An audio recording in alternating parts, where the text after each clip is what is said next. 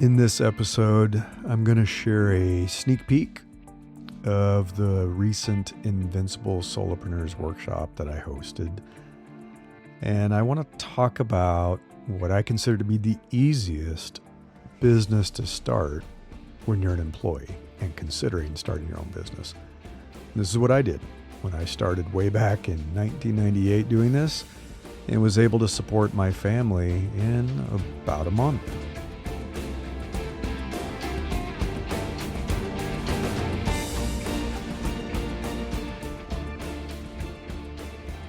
I'm Larry Cornett, and this is Invincible Solopreneurs. So on February 26th of this year, I hosted the Solopreneur Workshop, Build a Lifestyle Business to Escape Your 9-to-5 Job. And this was about how to transform your job description into a plan. And it's one way to start a business. And a number of you showed up for the workshop. Thank you for attending. I really appreciate that. It's great to meet all of you. So I'm not going to be able to share all of the content because it was a 2-hour workshop. I'm trying to share little bits of this, I think, over the next few months. Little pieces of it for you that I can get into this episode that's usually about 30 minutes long at the most. I will be hosting this same workshop again in August this year, August of 2024. So if you missed it the first time, you will have a chance to take it again. You could sign up. And I'll be making some changes. I want to have a little more time, I think, for breakout sessions and talking with people. We had to move pretty quickly. I had a lot of content to share with everyone. So I'm going to trim that down a little bit, focus a little bit more on the conversations and the Q&A, and really have time to talk with everyone, because I think that was one of the best parts of the workshop. I think folks enjoyed it. I know I enjoyed it. So if you don't know more about me and what I've been doing, I've been a solopreneur for almost 14 years this time. So I've been a solopreneur before, but 14 years this time. I left my last corporate job back in 2010, and I briefly thought I was going to look for another job, but I actually ended up never going back. So I started doing some consulting. I had spun up a business, doing strategic consulting and advisory work and things like that, mostly working with tech startups in the US, but other places too, like Canada and internationally. And the longer I did it, the more I enjoyed it. And then one day I was like, I guess I'm not going back. So yeah, I've been doing this for 14 years now. But I did have a job. I was an employee dating way back. If you look back even at the 80s, when I was a kid in high school and in college, I had jobs, regular jobs. And then when I was in my tech career, I was a designer, a researcher. That's how I got started. Moved into management, became a leader, an executive. I was a VP at Yahoo, for example. Founded my own tech startup as the founder and CEO. And so I worked at places like IBM, Apple, eBay, Yahoo, a whole bunch of different startups before I became a solopreneur. So I understand this point of transition. And I think necessity is the mother of invention. I'll explain that in a little bit. But in my case, I wanted to find a way to transform what I was doing into an independent business, and I had to do that as quickly as possible. I had a family to support. And what I shared during the workshop is you're really trying to find that intersection of who you are, thinking about yourself and your passions and things like that, your capabilities, your talents that you've had forever, your skills, your knowledge, your experience, everything you've gained from work and from your personal life and from your education. And then thinking about a layer, I have a visualization of this, but a layer that is your interest, like what you're interested in, your passions, things like that. And you probably, if you're an entrepreneurial sort, have business ideas all the time. So you have all these little bubbles of ideas, of business ideas floating around. Some are big, some are small. Some are in your passion and interest zone, but maybe not your capabilities. Some are in your capabilities, but maybe you're not that passionate about it. And you're trying to find the crossover. You're really trying to find that sweet spot where the business idea is deep within your capabilities. You can do this. You could turn around tomorrow and start doing this. And that's why I talk about turning your job description into a business plan. And you're interested in it, because you're not always interested in everything you do in your job, right? But then you have to find people that need what you're offering. And I talked a lot in the workshop about the offer. Talked a lot about solving problems for people. So figuring out who are the people in your ideal audience, your ideal customers, and what are they struggling with? What are their pain points? What could you solve for them? What's the need where you could offer a solution and they would be willing to buy it? So you don't have a business if people aren't willing to buy it or they can't buy it. And you are trying to find kind of that niche audience, those fans, those customers and clients that love what you have to offer and they're willing to pay for it. So when you do that, and you can do it consistently and sustainably, you have a business. You have a business that if you keep investing in it and keep doing it, could become your lifestyle business. And it's all, for me, the way I coach people, it's all about building a lifestyle business. That's why I'm very intentional with that language. I don't really focus on helping people become the next billionaire or even a multimillionaire. Hey, if it happens, it happens. And sometimes it does, right? Sometimes you're lucky. What you're working on is in demand. You've scaled appropriately. And yeah, you can make a lot of money doing that. But that isn't what I really focus on. I focus on replacing your employment income, because it's all about freedom. If you can replace the money you are making from your job, that sets you free. And that is much more achievable than saying, oh, I'm going to make $20 million or I'm going to be the next billionaire. That's hard. It's not impossible, but it's hard and it's going to take time. But replacing your income, that can happen much, much more quickly. And I have friends who've done that. And in the workshop, I shared some of those examples. I have a friend who has been a design consultant for over 26 years. 26 years. And I've worked with them before, back when I was doing this kind of work. They haven't had a job, a 9-to-5 job. We used to work together as employees, but they broke free and became a design consultant. They've supported themselves for 26 years. That's kind of amazing. I have another friend who's more of an engineering consultant who moved back and forth sometimes between employment and running their own business, but did that for about 20 years. And now they're retired. I have another friend who plays the role of an interim head of global communications for companies. Right? So they're not their employee. They step in and play this role for a period of time. And I'm going to talk about that too. Been doing that for 15 years. I have a friend who, I'm trying to think if my friend has ever had a job. They're a bit younger, but they've been a copywriter and marketer for 15 years, supporting themselves. I know somebody who's a wedding photographer and a coach. They coach people on how to become a wedding photographer and make money. It's coaching people on the business side of being a photographer. It's brilliant. That's that intersection of passion, interest, and capabilities, right? Another one that's an artist, sells their artwork, but also instructs people, teaches people how to use those styles in their art and how to sell their art. Fairly lucrative business, supports themselves. I have a friend who owns their own gym. I have a friend who makes a full-time living as a romance author. That's all they have to do. They write romance books. Another friend who's a voiceover artist. They have an amazing voice and they're able to sell that to do talking gigs, commercials. You know, we work together. Hired this person to be the voice for something I was doing for my startup. Very talented, wonderful voice. Makes a living doing it. So you'd be surprised. Those are just a few examples. And then people in the workshop shared some of the stuff that they wanted to create. And this might help you. This might stir those creative juices and get the wheels turning. I'll give you some examples. A design consultancy, that's what I used to do.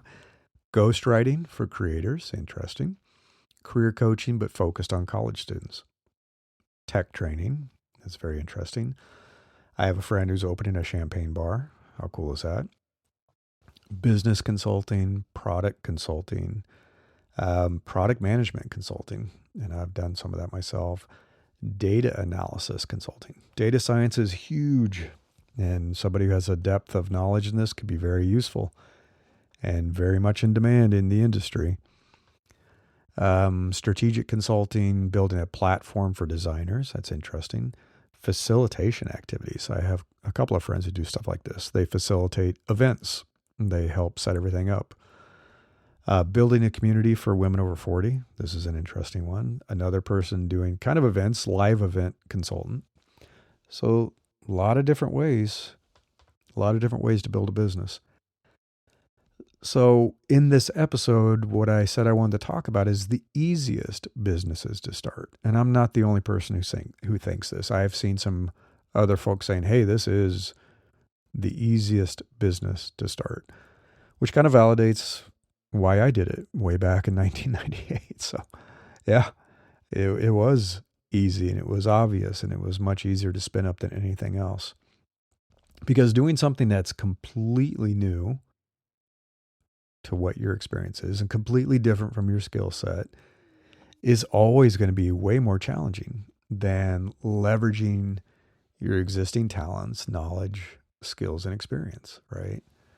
It's going to take time to spin something completely new up. So there are three major types of businesses like this that I think can happen very quickly. And I shared these. One is selling what you already do. So this is the service business, like I was talking about, being an interim head of or an interim employee. So you're kind of filling a seat for a time being. This is the easiest. Copy and paste your job description. I'm going to go into more details about that. A little bit harder, but better is taking the best parts of your job, leave the worst behind. Even better, leveraging your natural talents, right? So maybe even tapping into things that had nothing to do with your past jobs. But you can already do it. You're already good at it. That's important. The second is selling what you already know. So this is a little bit different. The first one is something you do. So it's like a service business, like being a designer or an engineer or an accountant. Selling what you know is more of a consulting business. And that's another business that I had started later. Playing an advisory role, creating courses and selling courses to people. So you're essentially, I call this selling your mind instead of your time. And then the third is selling essentially who you've become, what you've accomplished. And that can be a coaching business if people want to figure out how to do what you do. It could be workshops. But I think about some of the famous and semi-famous people that we encounter in our lives. I look at Tim Ferriss. I've taken a course from Caitlin Burgoyne, Ryan Holiday, Sarah Blakely. These are people who have had great success, and everybody sees that, and they said, how do I achieve what you've achieved? Can you teach me how to do what you do? So it's a little bit different, right? So I want to talk about the simple to the more challenging, right? So you can start really simple, and that's kind of what I did. So this is essentially copying and pasting your job description. And that's exactly what I did back in 1998. So I'd been working as a designer for a tech startup, designing software. So it was software interfaces, but also some hardware interfaces. So some LCD panels and things like that, believe it or not. And I told this story. We got acquired by another larger company. They essentially took all of our intellectual property and they laid off the entire team. So they laid off our entire startup. It was really fun. They took us to so I don't remember how they even described it. It's like, meet us at the Hilton, this conference room. We were like, oh, it's going to be a party, right? An acquisition party. Instead, HR was there and they said, okay, sorry, you've all been laid off. And while we were there, security was at our building, boxing up all of our stuff and locking down the door and taking everything. Oh, what an experience, right? So yeah, I was laid off and then they were going to spin up another company, but I was like, this is chaotic. I want more stability in my life. I had a family to support. And I'm a big believer in this. I know not everybody is, but I hope this year has been a wake-up call. Having a 9-to-5 job does not equal stability. There have been hundreds of thousands of people laid off, millions of jobs lost over the last 4 years, sometimes with no warning, often now with no warning. And that's not stability. That's not stability. But running my own business and getting multiple clients and controlling my sales pipeline and my work, and I can work hard. I like to work hard. That makes me feel much more stable and in control, right? And I had, luckily, a supportive group of friends who were also solopreneurs and consultants that had been working with this startup. And they said, you could join us. You could become a solopreneur too. You don't have to take another job. And that gave me confidence. They were there to help support me and to advise me and to give me feedback and help me understand the ins and outs of running a business. I think without that community of friends, I probably would have ran back to a job. And that's why I tell you, if you are interested in doing this, find that circle of entrepreneurial friends, solopreneur friends, who will help support you, who will give you feedback, give you advice, keep you going when you're feeling down. That's why I formed the Invincible Solopreneurs community. I want people to have a place they can come and ask questions and get support. And I talk with people in there every day, right? There's questions about everything. And it's like, you don't have to do this alone. So yeah, they kind of convinced me to take a swing and do it. And I spun up my design consulting practice. And so it was essentially copy and paste. It's like I used to be a senior designer. Now I'm a design consultant and I'm literally doing the same work. I'm going to design software. I'm going to write specifications. I'm going to create prototypes. I'm going to go to meetings with engineering. We're going to run usability tests.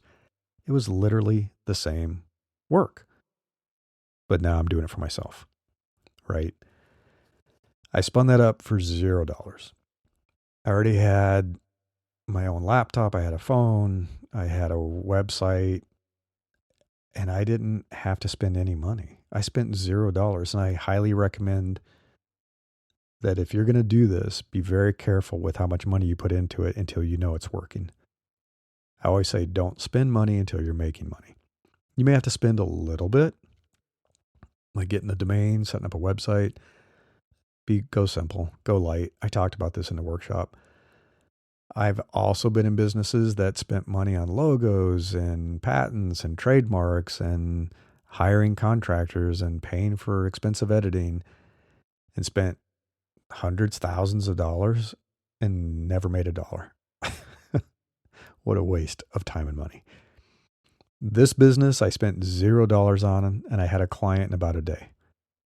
And at that point, I had a full-time client. I learned later, don't do that. Don't have one client that you depend on entirely. So later I had multiple clients.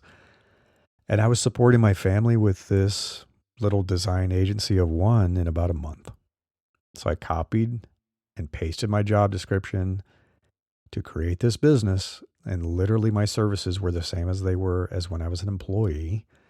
And I had multiple tech startups I was working with. Thanks to my network. Network is super important. I talk about that too. But I was able to support my family. We had 2 little babies and I was the sole source of income. And I was able to do this. So it is fast. When I say this is fast and it's easy and cheap, it is. It's a little trickier for jobs that don't create something. That's why I talk about this as a service business. So as a designer, I was doing design work and creating designs and specifications. Engineers do this too. Accountants do this. They create, they do something. A little harder, I found out later, for example, being a product manager and trying to do this. Because people are like, we want that in-house. We don't want to outsource who owns the product strategy and vision. So it's a little trickier, not impossible, and I'll talk about that in a little bit. The second way to think about this is to take your job description and look at the stuff that you are really good at doing and you like doing, and the stuff maybe in that description that you don't enjoy doing or you're not so good at doing. And I think every job's like that, right? There are some parts of your job that I'm really, really good at this. And there are parts I really enjoy this part of the job. Then there's other stuff you're just not so good at. In my case, I was an interaction designer. My background is in psychology. I have a PhD in psychology. I am artistic, but I am not a visual designer. So I'm not good at iconography and choosing a brand palette and all that kind of stuff. That's not my thing. I never used to do that. And so as I moved my business forward, I changed it a little bit. And this is about keeping the best of your job for your business and either getting rid of the stuff you don't like doing or you outsource it, you hire somebody.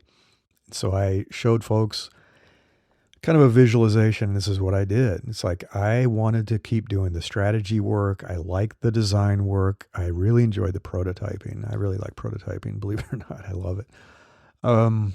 But I didn't want to do the visual design and I didn't want to do the usability testing. So we hired contractors. We hired an excellent visual designer to do our icon suite. We hired an excellent usability researcher to do our testing and research. And I didn't have to do that anymore.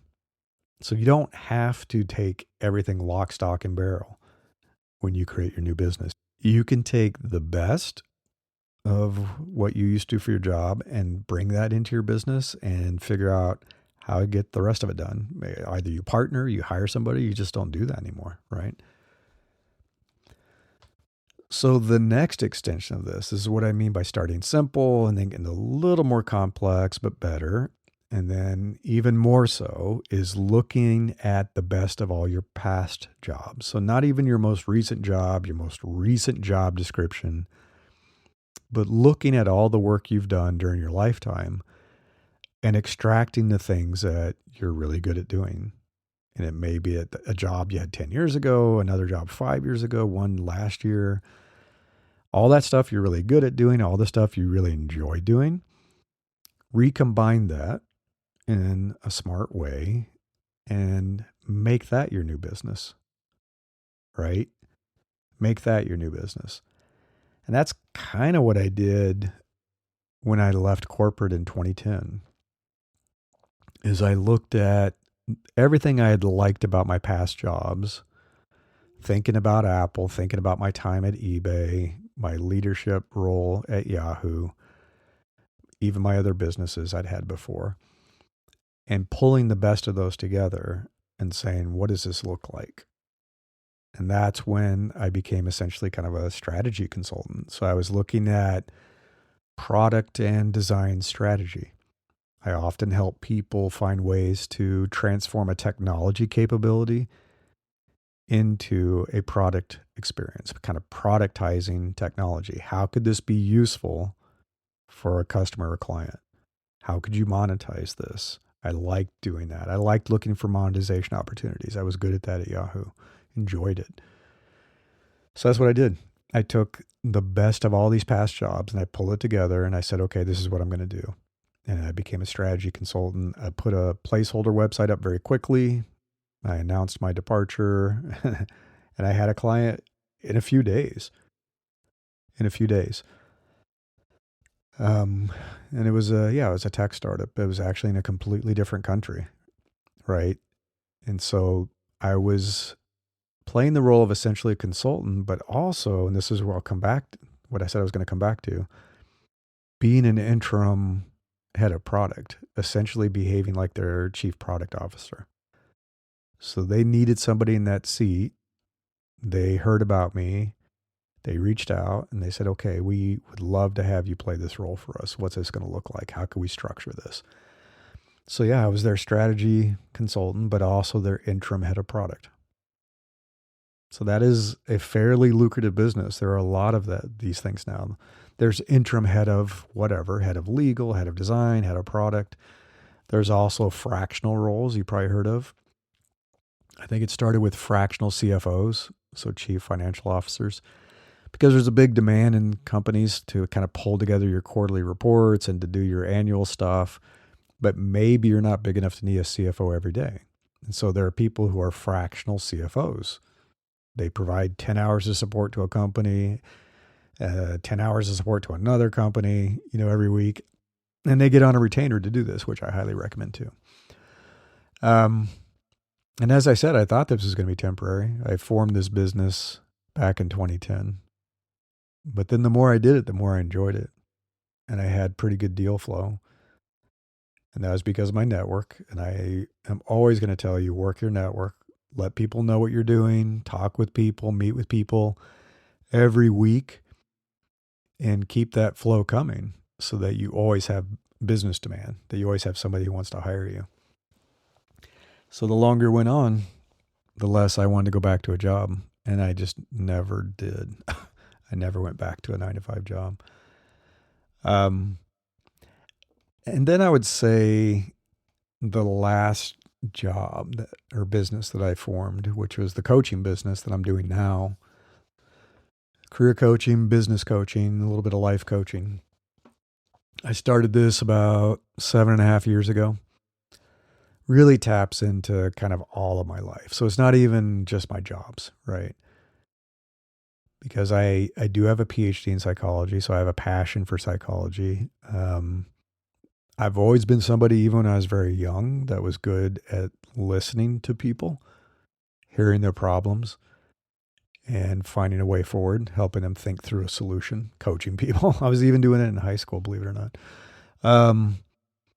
So yeah, it pulls together talents, knowledge, skills, interest, life experiences, work experiences all together. And that's what you can do. This is the more complex business, but it's pulling from all your jobs, your education, your life experiences, and creating a business that really taps into the best of you and leaves the stuff behind that you just don't want to do anymore. Right? So that is kind of the transition that my business has been through, starting with the copy and paste job of creating that design agency, moving into more of a take the best of the job and outsource the rest as that business evolved. And then very much so when I became a strategy consultant, and now being, what I call a freedom coach, which is kind of the best way to think of it, I think. I enjoy it. I love helping people. It's really a complete change from my past life. And that's another interesting side effect of doing this, is that it changes who you are, makes you a happier and more fulfilled person. My wife was just pointing this out to some friends last week, that I'm a very different person than I was when I was working my corporate job. I think that's what happens when you are tapping into what you're really good at doing, what you enjoy doing, and it has meaning, that you feel fulfilled by it. How does that not make you happier and a better person, right? No more Sunday scaries, no more dreading Monday morning. You're doing something that matters. So there you have it. That's a little sneak peek of the workshop. If you go to newsletter.invinciblesolopreneurs.com, you can read more about that. You can also go to invinciblesolopreneurs.com, and I've set up a place to see all the workshops that I'm putting together. So you can sign up for the newsletter, get notified when the next one comes out in August. But I will be having a workshop or two in between as well. So I'm going to be doing probably more focused workshops around stuff like setting up your marketing pipeline, doing things like newsletters and podcasting and videos and writing and so forth. Like I've written a book, which has helped. sales, which I think is an important piece of this, but do it in a way that feels good for you, that feels right for you. Not something that makes you feel kind of icky, which nobody wants to do. So if you have any questions, reach out. Reach out. I'm always happy to talk with folks about how they could potentially transform what they're doing right now into a profitable business. Until next time, I wish you the best of luck with building the business of your dreams.